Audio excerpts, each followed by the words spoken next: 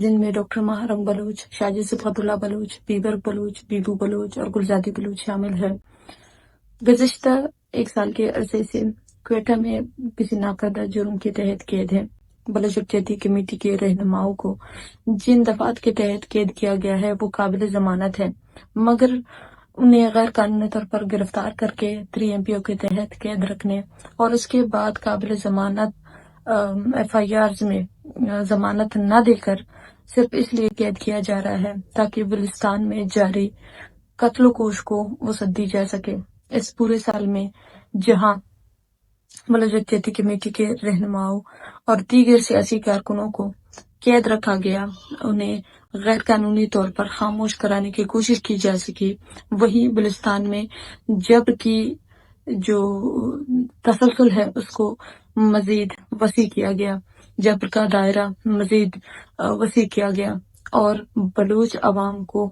ہر اس حربے کے ذریعے مٹانے کی کوشش کی گئی جو کہ انتہائی غیر اخلاقی اور غیر قانونی رہی ہو۔ اس پورے عرصے میں بلوچستان میں جبری گمشدگیوں میں انتہائی تیزی لائی گئی اور ساتھ ہی جبری گمشدہ افراد ہیں انہیں مختلف طریقوں سے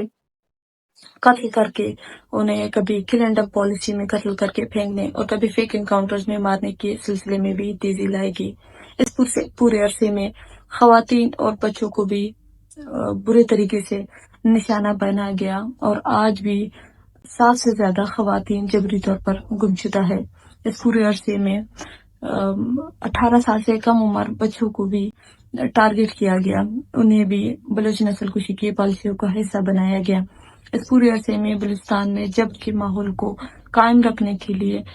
ایسے قانونی ترامیم لائے گئے جن کا اطلاق جبری گمشدہ افراد کے لواحقین اور بلوچ سیاسی کارکنان پر کیا گیا تاکہ انہیں مکمل طور پر خاموش کیا جا سکے۔ بلوچستان میں جبر کے اس دائرے کو وسیع کرتے ہوئے بلوچستان میں سیاسی کارکنوں کو نہ صرف قید کیا گیا بلکہ انہیں جبری گمشدگی کا نشانہ بھی بنایا گیا اور ان میں جسے ذیشان ظہیر کا واقعہ ہے جو از خود ایک وکٹم بھی ہے اور ایک جو ہے نا جبری گمشدہ فرد کے بیٹے بھی ہے اور ایک انسان حقوق کے کارکن بھی رہے ہیں، انہیں جبری گمشدگی کا نشانہ بنانے کے بعد ان کی مسخ شدہ لاش بھی پھینکی گئی اور اس طرح کے دیگر کئی واقعات بھی رونما ہوئے۔ ہم سمجھتے ہیں کہ بلوچ یکجہتی کمیٹی کے رہنماؤں کی قید ایک آئسولیٹڈ انسیڈنٹ نہیں بلکہ بلوچستان میں جاری جبر کو وسیع کرنے کے لیے یہ ایک کڑی ہے۔ اس لیے ان کے جبری قید کے 1 سال کو مکمل ہونے پر بلوچ یکجہتی کمیٹی ایک کیمپین کا اعلان کرتی ہے اور اس کیمپین میں نہ صرف رہنماؤں کے قید کے خلاف دنیا میں آگاہی فراہم کی جائے گی بلکہ اس کیمپین میں بلوچستان میں ہونے والے جتنے واقعات و صحنات ہیں وہ بھی دنیا کے سامنے لانے کی کوشش کی جائے گی۔ یہ 4 ہفتوں پر محیط ایک کیمپین ہوگا جس میں پہلے ہفتے بلوچ نسل کشی کے متعلق آگاہی فراہم کی جائے گی اور دوسرے ہفتے میں بلوچ سیاسی کارکنان جن میں جتنے بھی جبری گمشدہ سیاسی کارکنان رہے ہیں یا ایسے قوانین جنہوں نے سیاسی عمل کو گراؤنڈ پہ روکا ہوا ہے، ان تمام عوامل پر آگاہی فراہم کی جائے گی۔ تیسرا ہفتہ بلوچستان میں جوڈیشری لا